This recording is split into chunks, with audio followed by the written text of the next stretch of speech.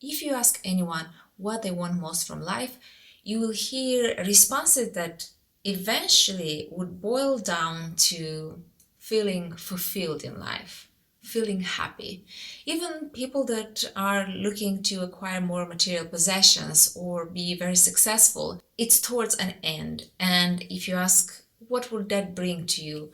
Is make me feel good, give me a sense of happiness. In this video, I'm gonna share 7 things I've learned from my own experience, but also from the experience of the most successful people in the true sense of the word that I wish I knew at the start of my adult life as I stepped into this world. In fact, a lot of the people that are successful in terms of outward success often would feel unhappy and unfulfilled inside because of these things not being present in their life. First is, sometimes you can do all the right things and still not get the desired result.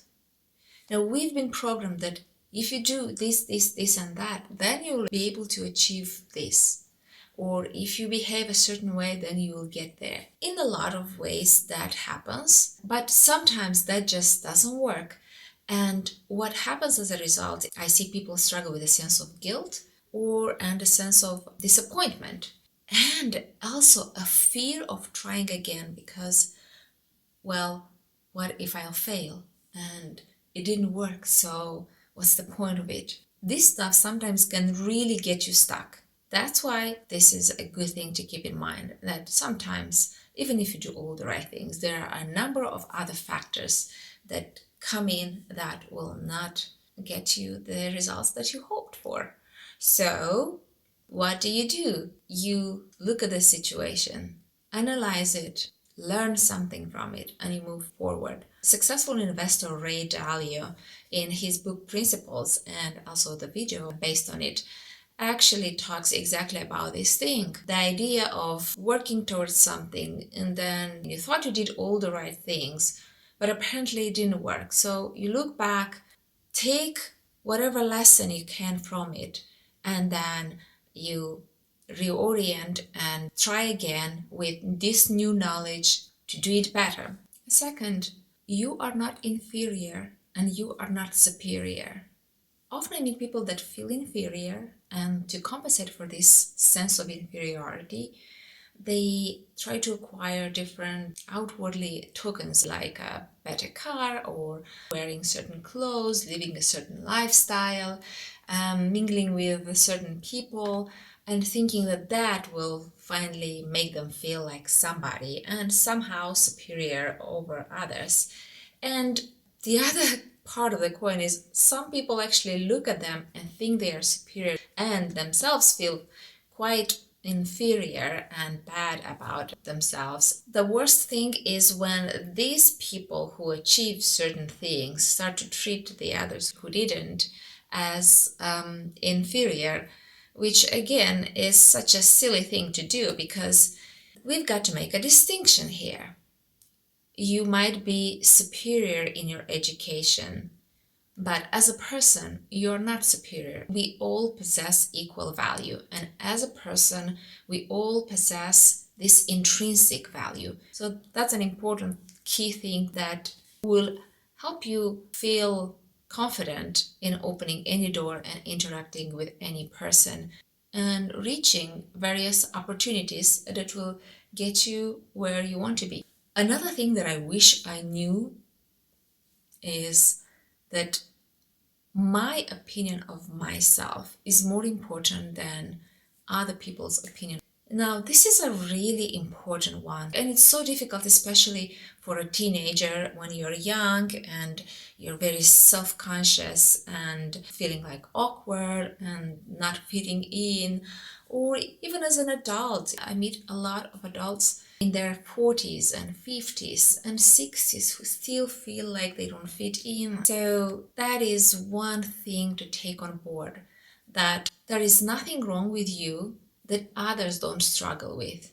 If we were to truly put forward the things that we struggle with, and if we were to color code it, we would be able to identify immediately a lot of people that actually fit the same color that we have. I think the ugly duckling is a good example of it. That somebody who didn't feel right took upon the opinion of others that something is wrong with them, and others couldn't comprehend the other one being different.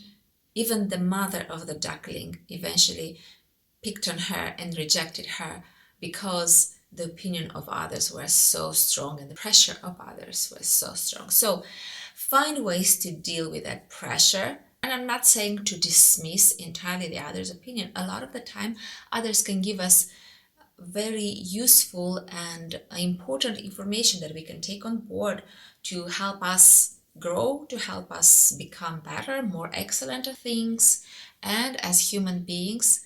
However, eventually, at the end of the day, what we think of ourselves is more important than others' opinion.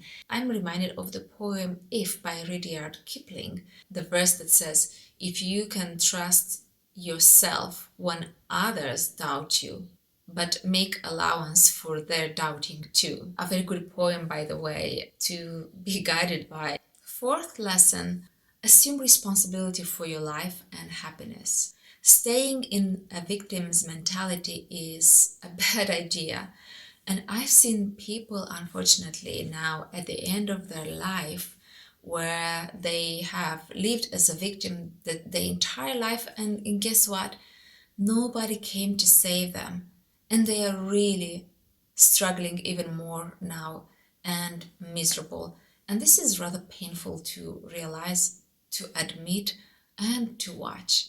Perhaps you've been victimized in life. The idea is not to deny it, but to deal with it, heal it, and learn whatever is there to learn from it, and then leave the pain behind so you can live a life of freedom from that, so that you don't continue to be a victim of that circumstance or that experience for so many more years, for all your life eventually. That will allow you to live from a different place.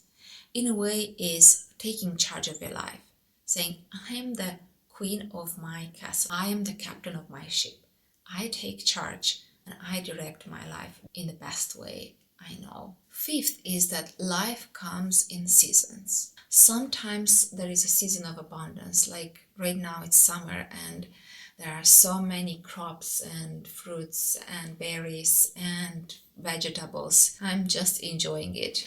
But then comes winter, late fall, or early spring when everything is dry and cold and empty.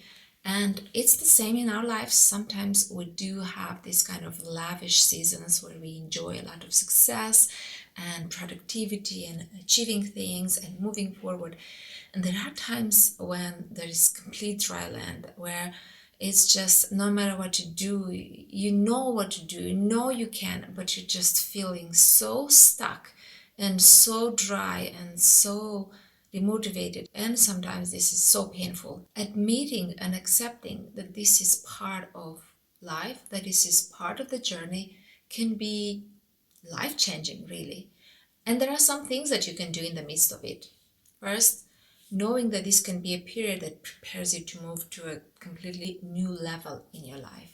Second, this is often an indicator that you can heal something. Something got triggered in you that can be healed, that needs to be attended to.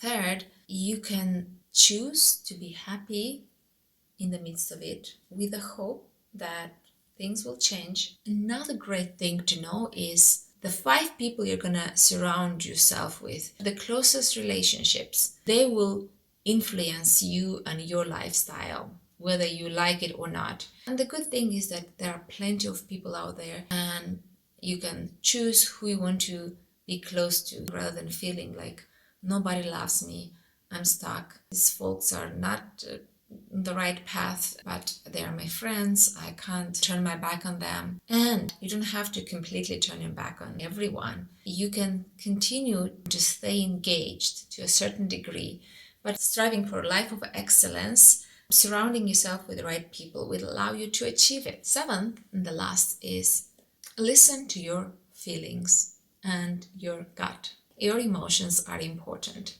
Um, there was a time when somehow I got the thought that emotions are not important. So I meet people that never listen to how they feel or to their gut feelings or their emotions. They tend to dismiss them, stuff them away until they burst eventually in the wrong place.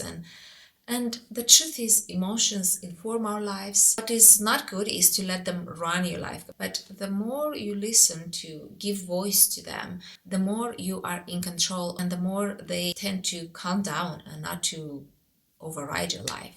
So these are the 7 lessons that I wish I knew at the start of my adult life. Let me know in the comments below what you think and what have been some of your things you've learned along the way. And as usual, take care and I'll see you next time.